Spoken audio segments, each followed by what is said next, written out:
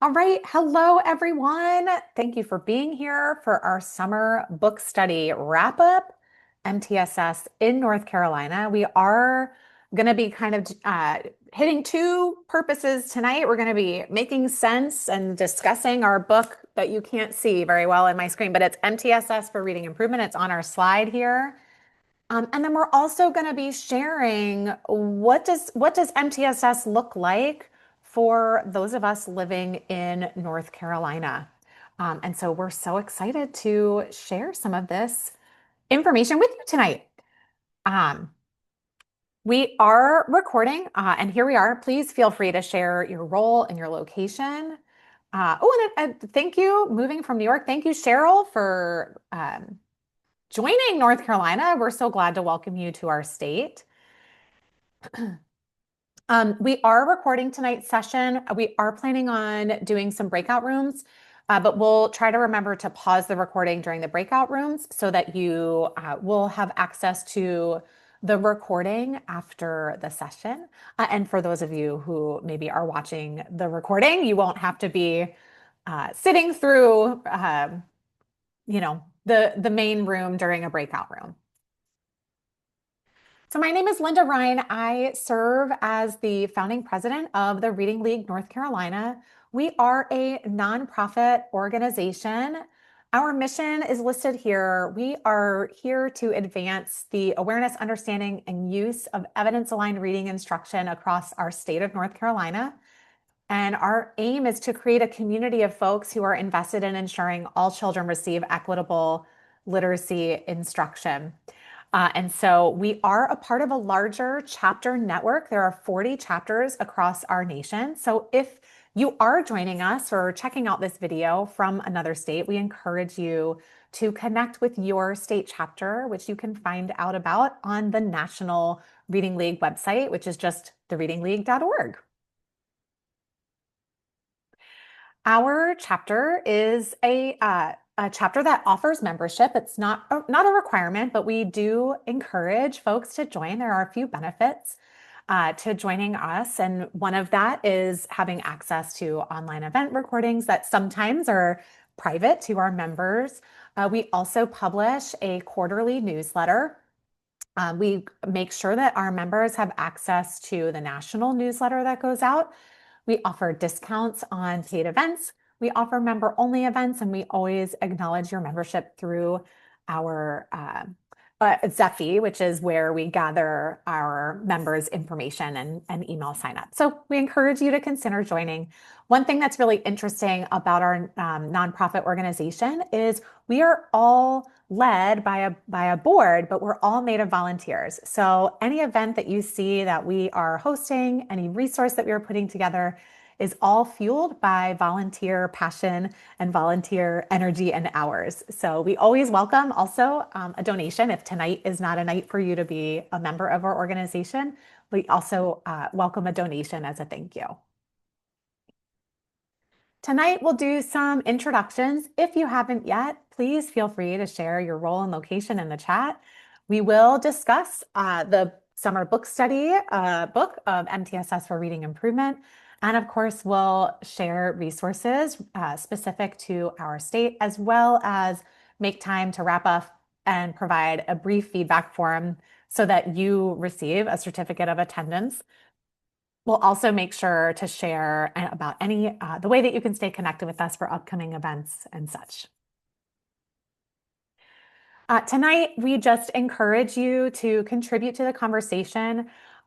With us being a relatively small group live, we might be able to just stay in the main room, but we are prepared to host some breakout rooms too. So if you find yourself in a breakout room, don't give us bad feedback on our breakout room survey if you choose not to turn on your camera and not contribute. If you're in a breakout room, you make or break the breakout room, right? But also the chat is open for comments and connections, and we just encourage all of us to stay positive and productive as we work to build this chapter community. We do have some special guests joining us this evening. Alisha Schiltz, sorry about my dog, Ph.D. Linda, we don't hear a thing. Those Zoom Perfect. filters are I'm just gonna roll through it. Um, Alisha Schiltz is a licensed school psychologist and consultant of a multi-tiered system of support for the North Carolina Department of Public Instruction and a member of the Integrated Academic and Behavior Systems team. Her primary projects include the development of school and district MTSS implementation measures and K-5 math universal schooling and progress monitoring tools. In addition, Alisha has a strong drive to promote equitable outcomes for students and is a continued voice to promote equity within the work of MTSS. Dr. Schiltz grew up in Central Ohio until leaving for graduate school. She obtained her BA in psychology from the Ohio State University, the Ohio State, I think is how I'm supposed to say it, right? The Ohio State University, and completed her EDS in educational psychology and Ph.D. in school psychology at Indiana University. She has a background in program evaluation, implementation, and data analysis. Thank you for being here from the Ohio University. Sara Newman, M.Ed., serves on the Integrated Academic and Behavior Systems IABS team with the NC Department of Public Instruction.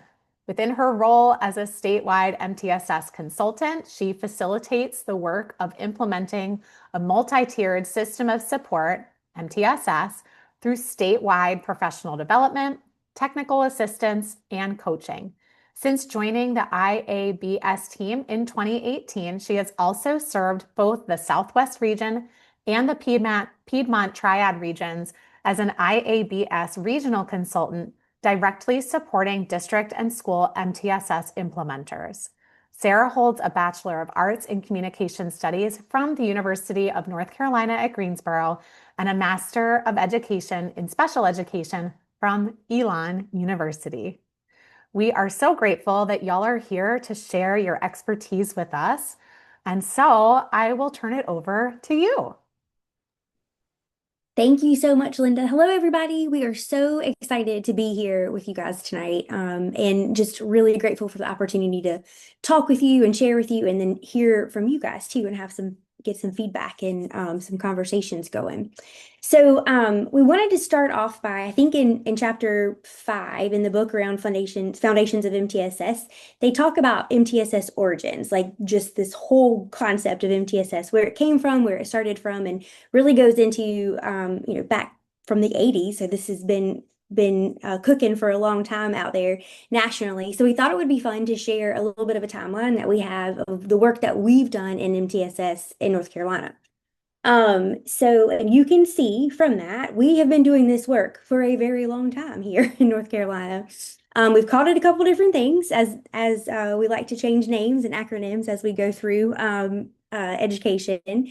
But this work really started back in 2004, where, a very small group of folks, like 3 consultants who were actually contract consultants, didn't even have a full-time position with DPI, started building and doing this work through PBIS, which had been established and implemented in North Carolina for a while. And we started with a 4-tiered model of RTI. So if you guys have been here for a while, you might remember and have a little bit of PTSD when we say 4 tiers of RTI, because it was rough for a little bit doing that. That statewide PBIS team was installed, and they were out training and doing RTI sites at that point. So move on down into 2011, that PBIS training is still continuing. We are now shifting from that 4-tiered model to a 3-tiered model. We're really starting to talk about MTSS and what that looks like. So we shift into 2013-14. Our team is starting to really grow. We have a full-time MTSS director at DPI. We have full-time consultants that are really out there in the regions doing this work. And we have really fully adopted that MTSS model.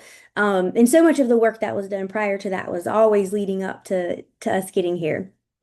And then from then, we fully integrated that model where we took our PBIS and our ITI, like our academic pieces, and really tried to integrate them, combine 2 of those teams that were doing that work across the state, and really move forward with that, so that we were looking at this integrated approach, which is where you see that IABS, like integrated academic and behavior systems, comes from.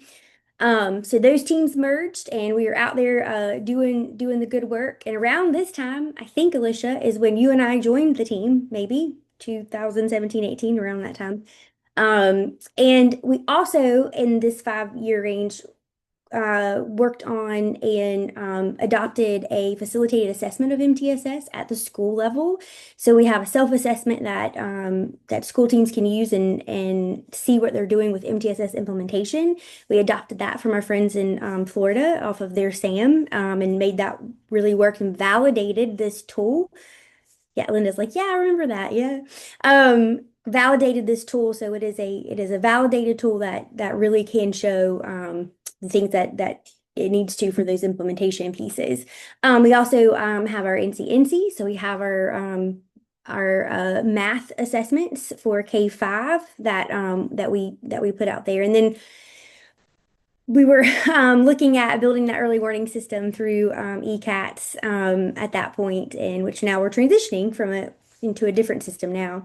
So the work has continued since then. We continue to be out there and providing this support, looking at both sides of academic and behavior, and have 8 regional consultants and 4 statewide consultants that really just try to lift up the work of MTSS. So a little bit of a background story of where we've been and where we are now, and now we continue to move forward as we go. You can move me on off the timeline now. So when we're thinking about MTSS in North Carolina, I wanted to share our definition, and just take a moment and read that yourself. If you want to drop in the chat any words or phrases that really stand out to you from this definition, you can do that.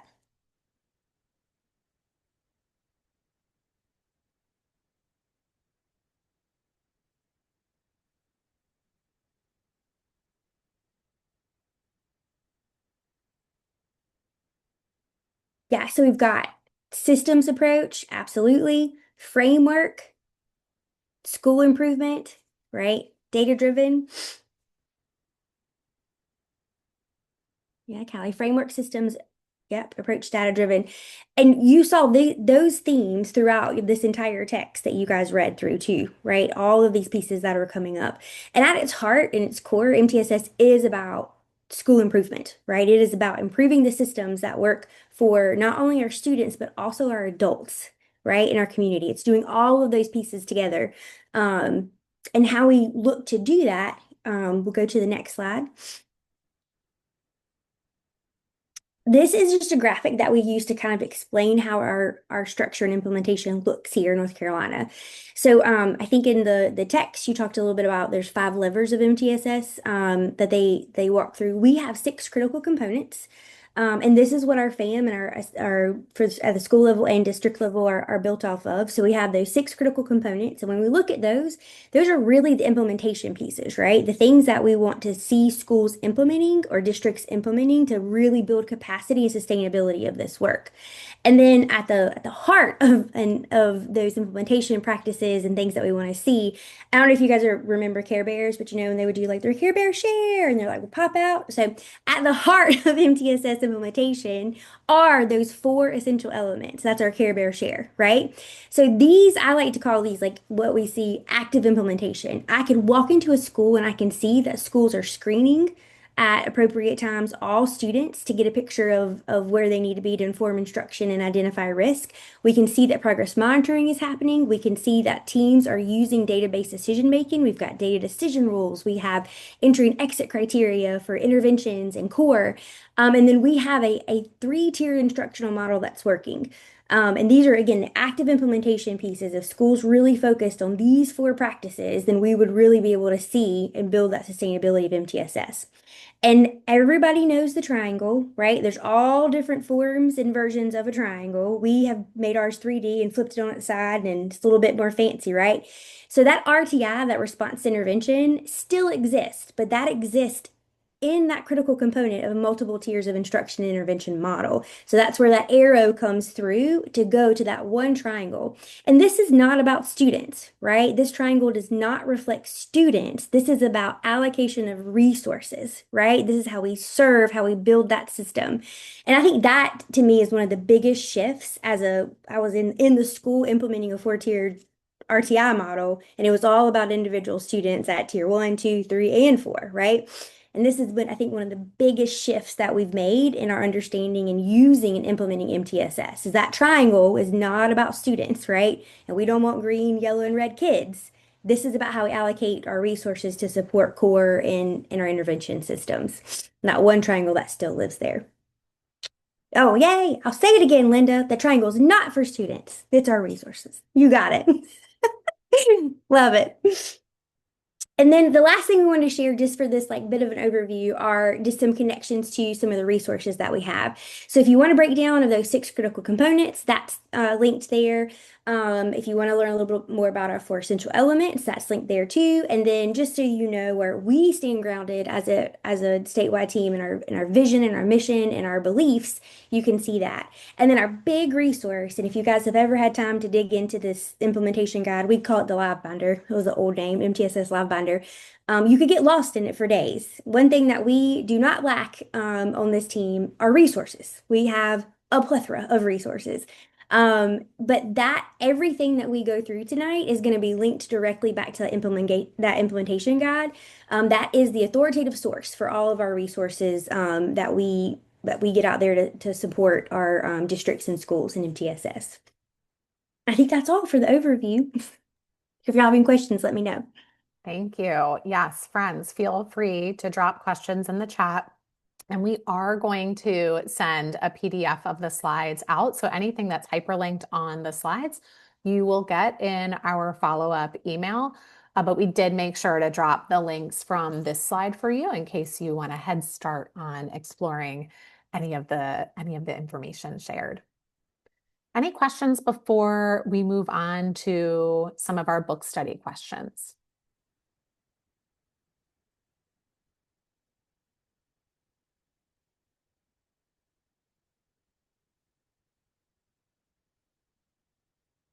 Okay, I will move on.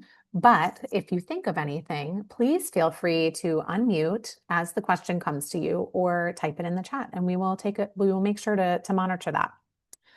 So before we dive into thinking about part one, we have some general kind of big picture questions related to the book study, but also this information that we shared. So we want you to consider what has affirmed your understanding of effective multi-tiered systems of support and evidence-aligned literacy instruction, and or maybe what has surprised or challenged you after reading this text, or even just if you haven't read the text and you're joining tonight, hearing about some of the information that we've shared.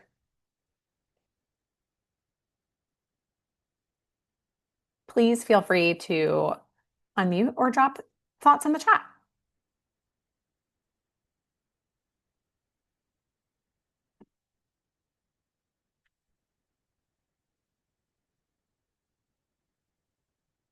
I can go first. I know sometimes people need process time, or maybe they need somebody to respond to.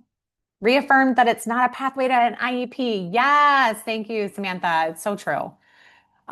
In fact, when you really think about what we're trying to do, right?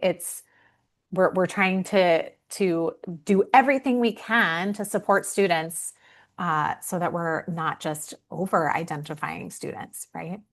It's a whole school process, not just an intervention. Yes, thank you, Wendy. I know for me, and I still hear this a lot, the idea that our triangle is upside down, and you can tell that we're using that to explain our students, right? And so we have some work to do in terms of changing that mindset about what the triangle really represents in our systems. And affirmed thinking about how this informs the work we do and how we approach instruction. Yes, thank you, Courtney.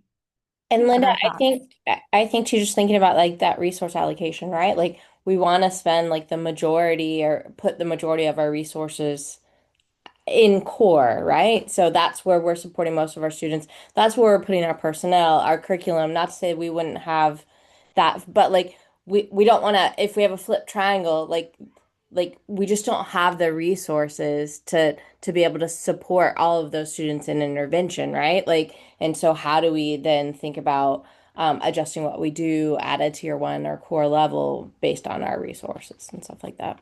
You're here. Cheers to that. Karen, did you want to share? I did. I'm not from North Carolina, but I'm from Florida. My group just didn't have a discussion in Florida, so I thought We I would welcome join you you. guys. Thank you. We're so glad you're here. What was really affirming for me was the emphasis on starting with core.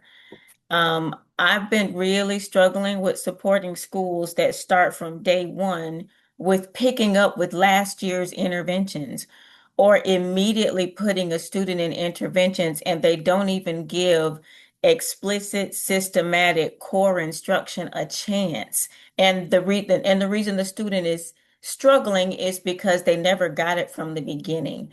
I was able to make a lot of progress this year, but I like this because it's giving me the dialogue and the research to support what I've been trying to say all along. I now have the language to fully articulate the messaging. So I feel really, really good about that. So I'm excited about diving. And then I have the a lot of the anchor charts and different charts to help them process it, to really look at here's why we can't start with intervention first. Here's why we've got to start with core first.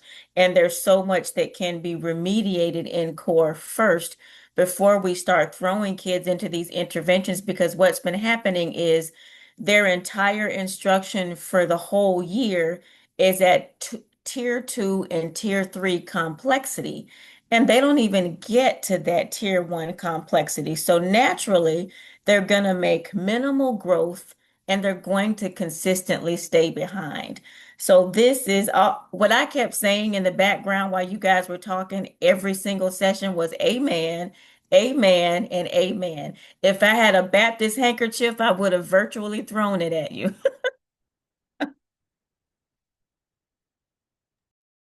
Wow, thank you for sharing that, Karen. You sound so empowered. I love that this book study created that for you. That's amazing. Thank you for sharing. Karen, I want to kind of add on to that. As you were talking, I was listening, and our first teacher work day was today for our school. Um, and our principal was so excited she was able to bring on more intervention staff, meaning that there's now two of us in the entire school. And she was very clear because people were like, well, when are we going to start interventions? When are we going to do this? When are we going to do that? And she says, we're going to start with class. This is how we're going to revise our entire curriculum. And she came back and she's like, the Reading League has this list, which I just, blessed my heart. And NCDPI has this information, and here is where NCDPI standards are. So before we start anywhere else, let's go back and look at the standards. What are we supposed to be teaching our kids? What are we going to show them in the whole classroom? We have interventionists, they're just going to come in the classroom with you. We're not going to pull your kids out of the room.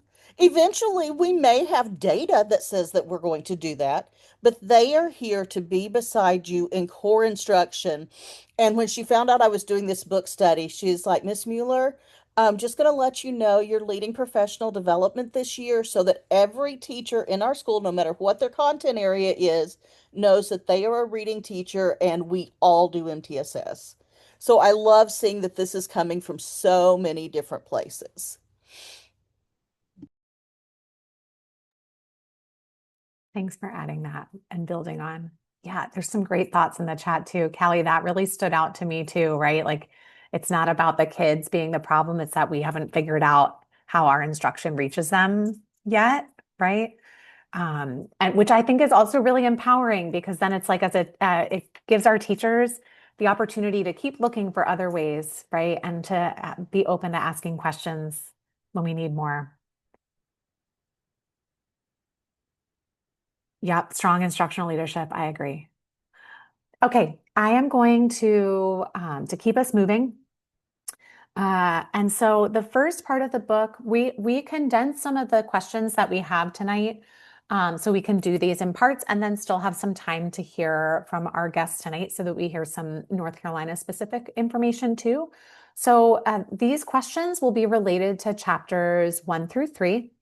And so what I'm going to do is I'm going to pause the recording so that we feel comfortable. There we are. Thank you everybody for sharing. And we are going to continue thinking about, let's see if my slides will catch up to me. There we are. Connections in North Carolina MTSS to some of what was covered in part 1. Yeah, and so just thinking about how we define, and we've talked a lot about core and the importance of core. And so when we ask folks to think about their core, I think one of the important things is to really define it. What do we mean when we talk about core instruction? What are we talking about? And so that we recommend that folks define their core through these kind of 4 areas, if you will. So looking at, environment, and that's really thinking about what is your master schedule? How long might we be doing this? And I think we even talked about, some of you had said, core instruction isn't just whole group instruction, right? So thinking about, is there a certain expectation for whole group instruction as well as small group instruction, and spelling those things out, as well as kind of reinforcing your school-wide and classroom behavior expectations within that environmental piece. What are those? How do we bring in social emotional learning competencies into literacy? And we have some of our standards folks have some resources for that. But then also kind of thinking about your physical environment and arranging the classroom, as well as that. That's really what we're thinking about when we think about environment. And then when we're talking about curriculum, we're really thinking about having defined materials and resources, ensuring that those are aligned to standards, and that we're unpacking those standards. Teachers have a good grasp on that. We have pacing guides, a scope and sequence for the delivery of that curriculum. And then we get into this instructional piece, right? Like, really spelling out, how do we want to engage students? What strategies do we want to use for that? How do we want to give feedback? And ensuring we're giving feedback. What are our expectations around scaffolding and differentiation, and different pieces like that? And really spelling those out, right? Not just saying, and being pretty specific so folks really know the expectations for instruction. And then lastly, that 4th category is around data evaluation. So we've identified those assessments and data sources we're going to use for all students. We've even identified who's going to administer those, as well as when are we going to analyze the data and apply those results to improving instruction. I think in one of the quotes on the previous slide, it talked about, like, if you don't have a purpose for this data, then really thinking about, why am I giving these assessments? If there's not an intended purpose for this, so really thinking about that when we're thinking about the assessments we're giving students.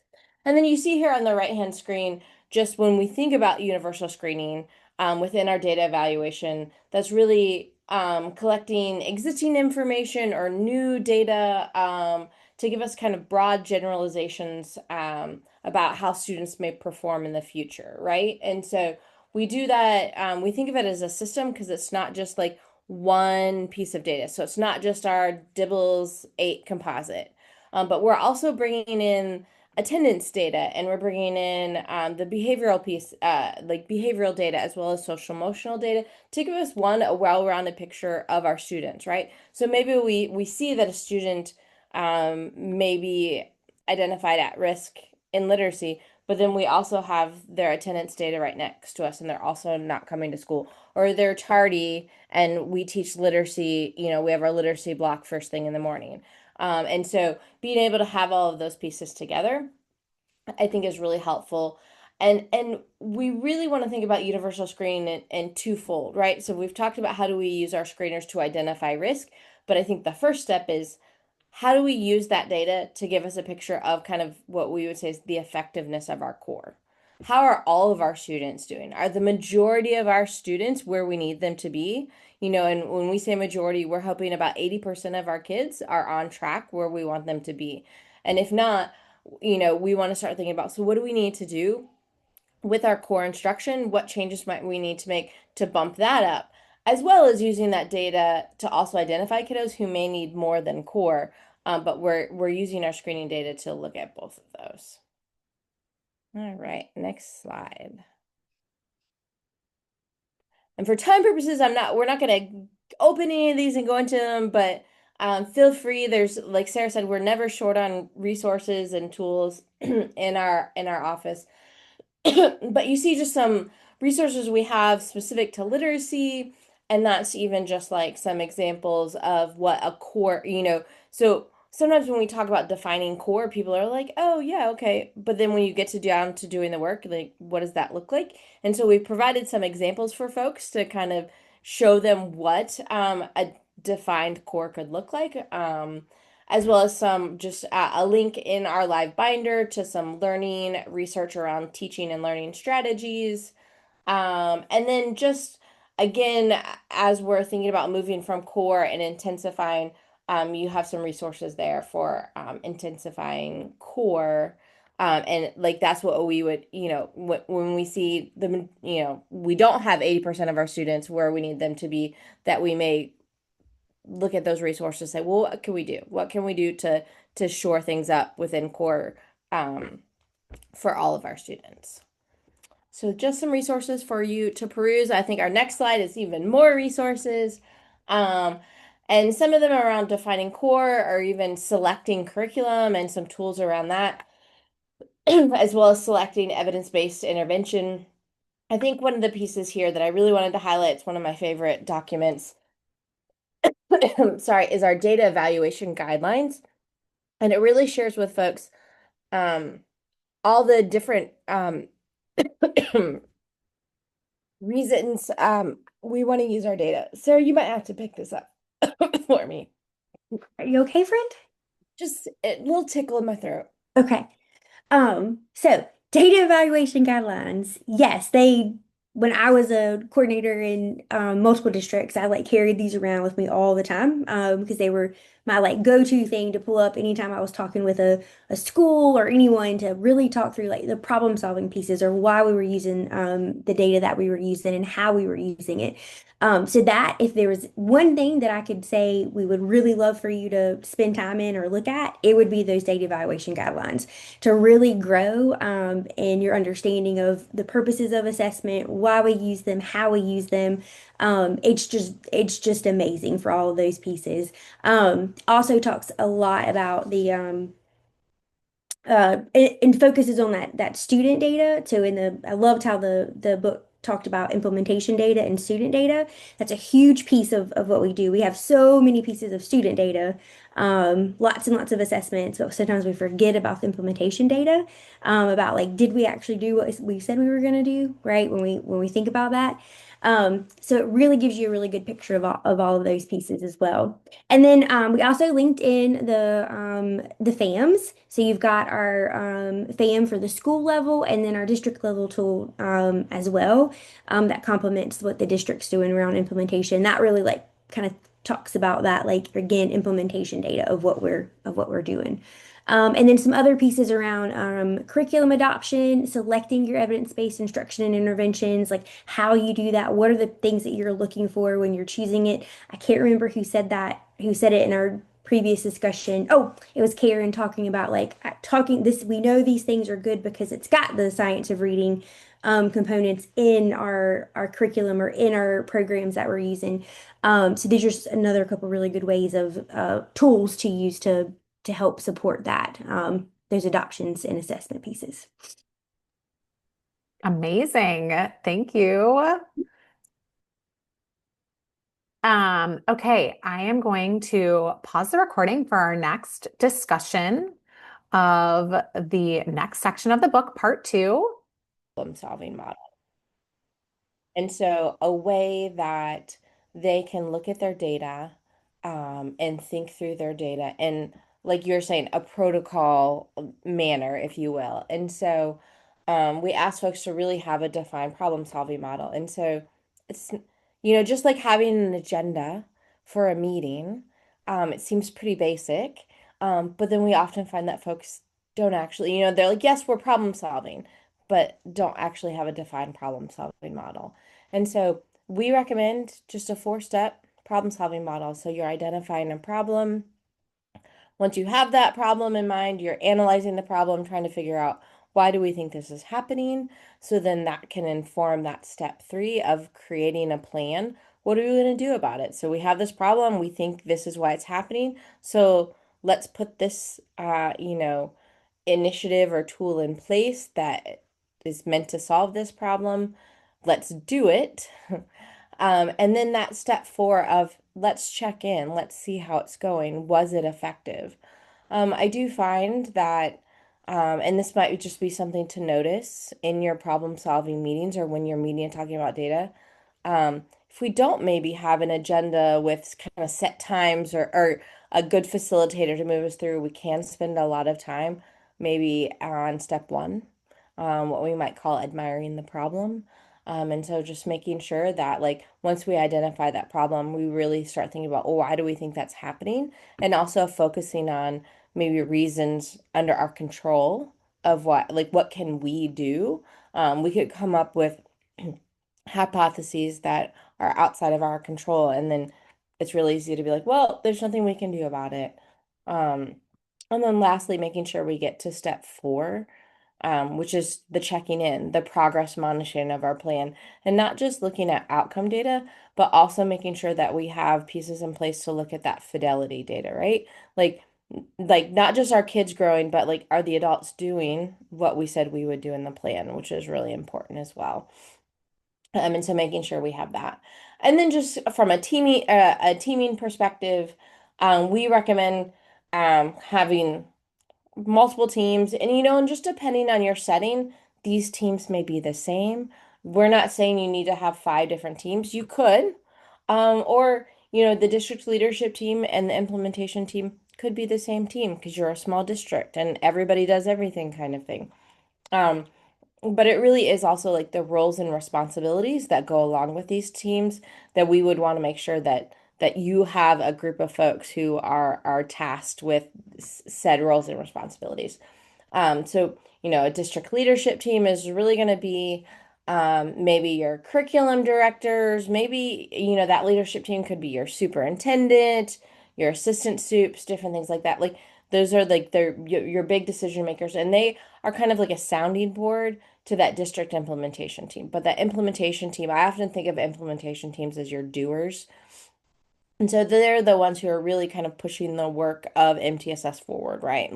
Like making sure that we're kind of have the framework installed in our buildings and we're working through barriers and different things like that.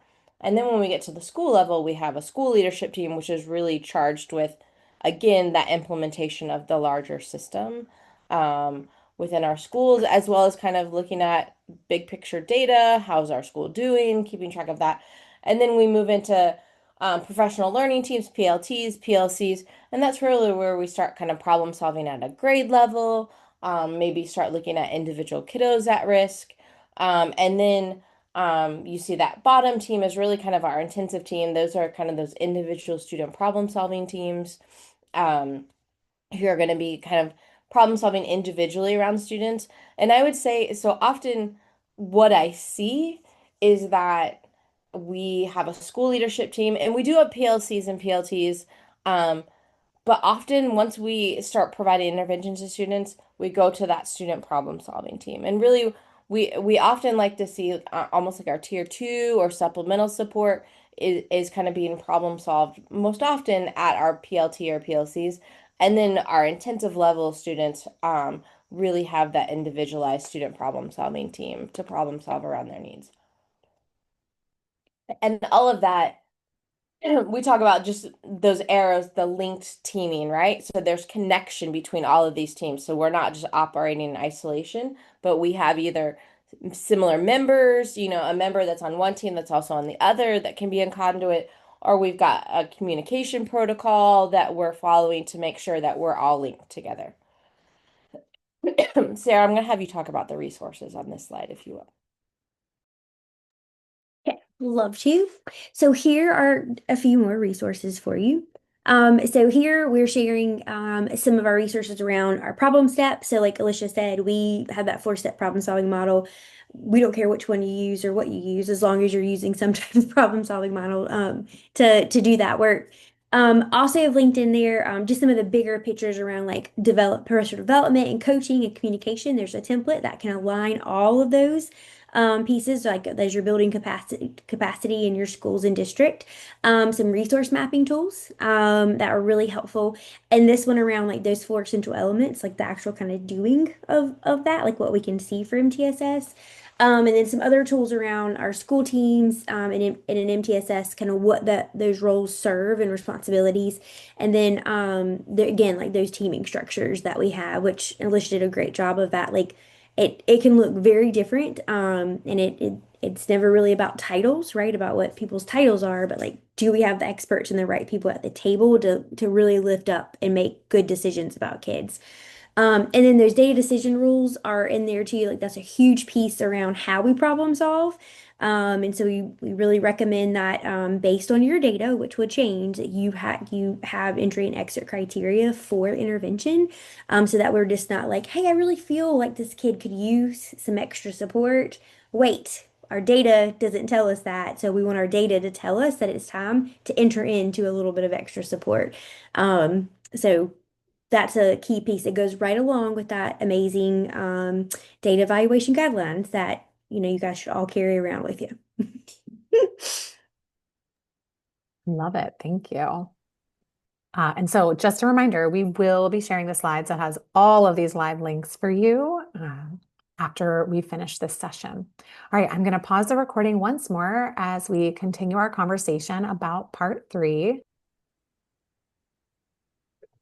All right, so we made several connections within these last 3 chapters around like how teams are using data to make decisions, right? And to improve core instruction and interventions.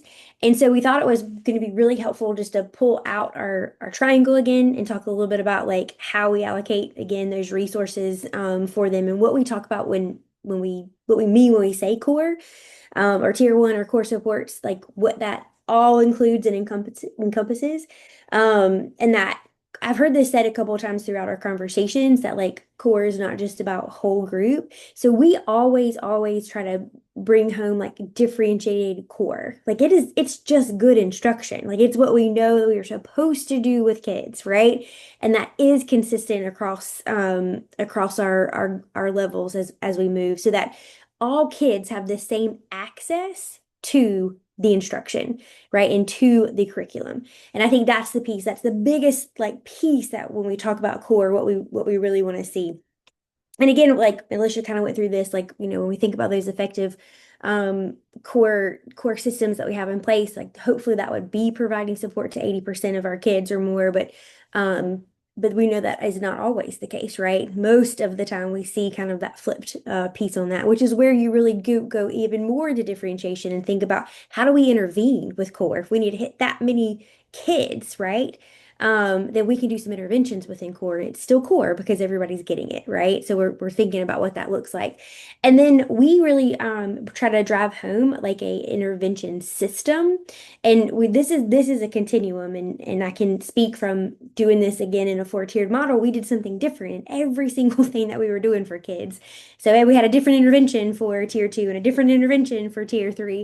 And that was that over and then we had no way to know what actually worked, because we were doing 18 different things with those kids and looking at individual kids that way. So we really think about that through building like a standard treatment protocol. And that is a continuation and intensification of what we're building in at our tier 2 intervention. So how do we intensify that within tier 3, right? So that it's a continuum, and that those kids are getting those things that build on the skills that they need. And again, is always aligned and connected back to core. And again, like that monitoring for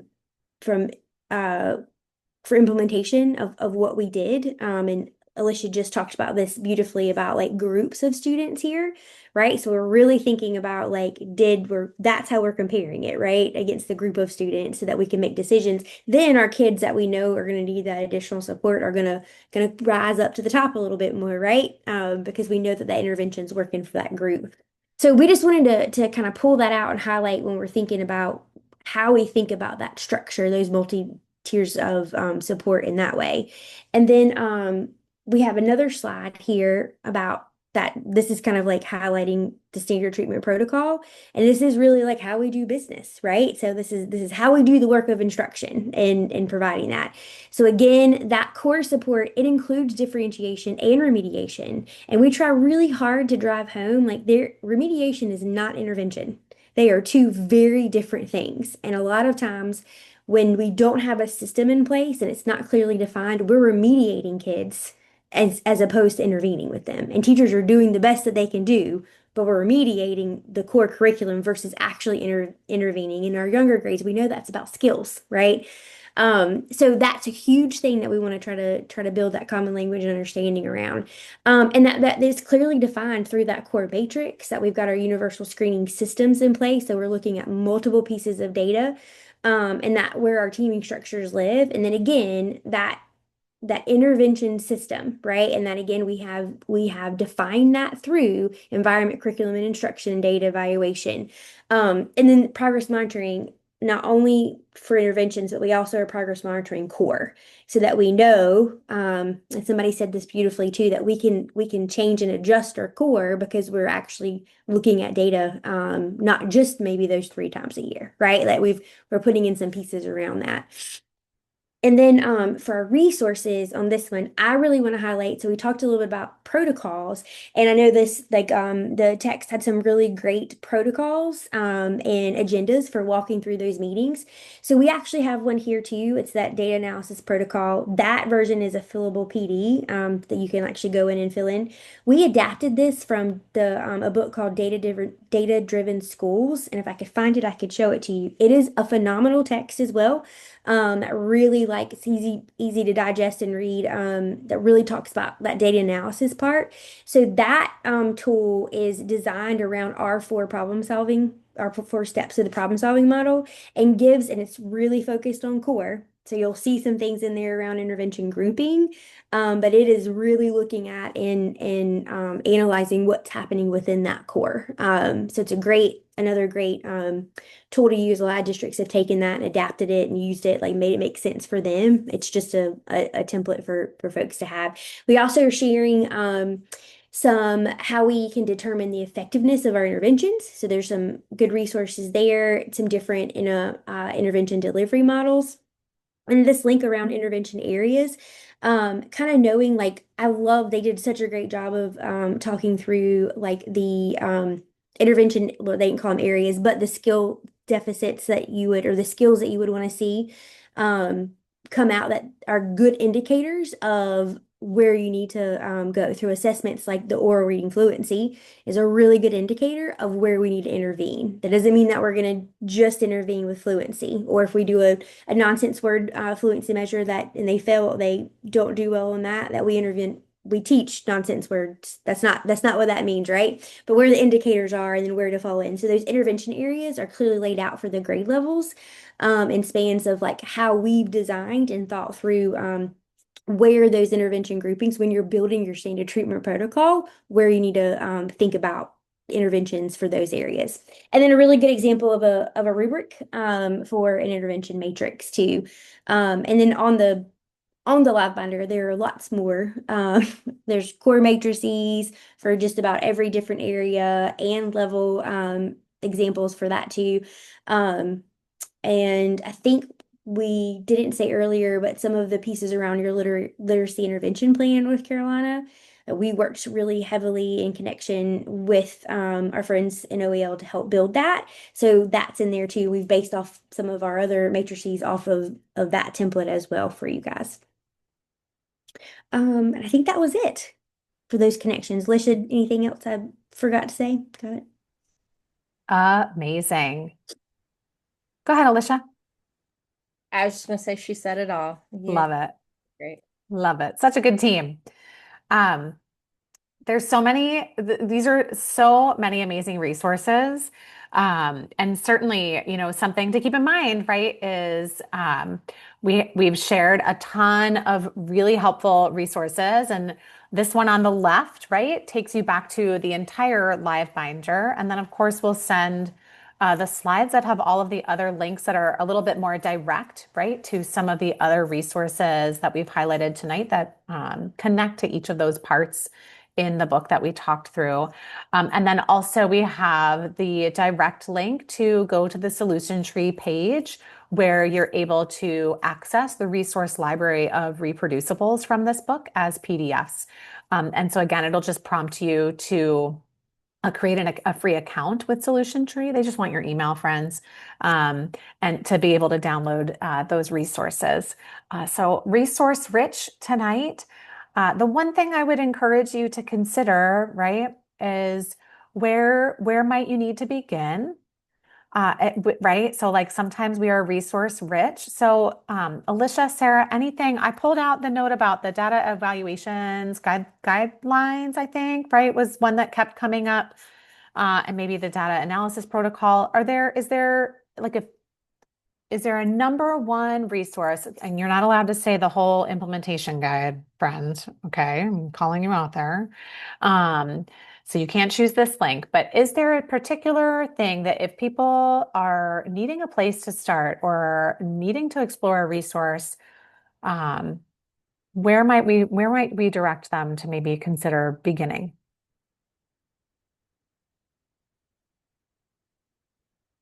Or do you have a favorite? It's so hard, right? When we have so many amazing ones. And I think it also depends on where you are with implementation. So I would highly recommend for schools if they really want to know where they are in schools is to do a FAM. That's And fine. yeah, great minds, right? I love it. Yeah. That's the best answer, friends. Yeah. But to really think about where a school is with implementation, that's going to be, and it is a self-assessment, but it is going to really kind of highlight and pull out the pieces that you need around some ideas and thoughts and tasks around those critical components. And we would never recommend go do all of those things, but that's going to give you a place to really prioritize and think through. And I think with that, after having that FAM is then thinking about those four essential elements and the actual like doing of MTSS. So do we have our universal screener in place? Do we have our pieces around like defining our core and our intervention systems? I think that is where schools are really going to get the biggest bang for the buck on there. But if you're really thinking where to start, then having those conversations around the FAM and actual implementation is I think it's going to give you a really good place to start. Yeah. And just to add on to that, I think one of the nice things is a lot of our districts within North Carolina are using NC Star, or for those not North Carolina, IndaStar, if you're familiar, for their school improvement planning. And so Yeah. we've taken the 41 items from the FAM-S and crosswalked those with I think we're up to 115, 100 and something Yeah. indicators. So if there's an item on your FAM that you're like, oh, we'd really love to do some work around this, you could then see how that relates. What indicator does that relate to in NC Star, and then make that one of the indicators you're working on as part of your school improvement plan. And so I think that's a nice way to kind of connect Mm-hmm. what we're doing to support MTSS and our school improvement. And so we're working on these things at this, yeah, they're the same thing, really. Yeah. NC Star for us is just the platform for you to document your school improvement planning. Mm-hmm. That's right. But it's helpful, right? If you're doing a great job of staying on top of your school improvement planning process and everything, right? To know that it's linked to the multi-tiered systems of support that are going to help improvement. Yes. Like that's it right there. Love that. Thank you. Okay. We mentioned before we are a statewide nonprofit here, the Reading League North Carolina. And so we have upcoming chapter events. They are in the works. So we recommend staying up to date by subscribing to our calendar, our events calendar on our website, or joining our email list. We send out a monthly update that tells you what's happening in our chapter, both where we've been and kind of where we're going. So I'm dropping those links in the chat for you. And then just a quick nod to some of the things that we have coming up for our members. Our August newsletter will be published soon. So if you already are a member, be on the lookout for that. And if you're not yet, we invite you to consider joining, and you would get a resource that comes with all of this information.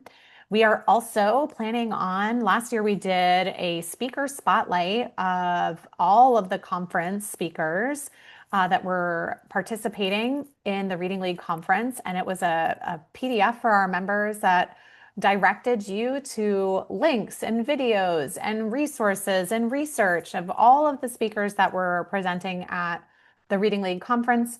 And so we are planning on publishing that again and bringing it back. So just a quick shout out for some of the things we have going on for our members. And of course, we invite you to stay connected with us.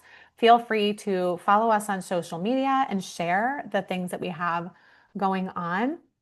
And then finally, we invite you to scan the QR code. We'll make sure to also include this as a link in our follow-up email, but your participation tonight earns you a certificate of attendance. So we invite you to provide the feedback on this Google Forms survey.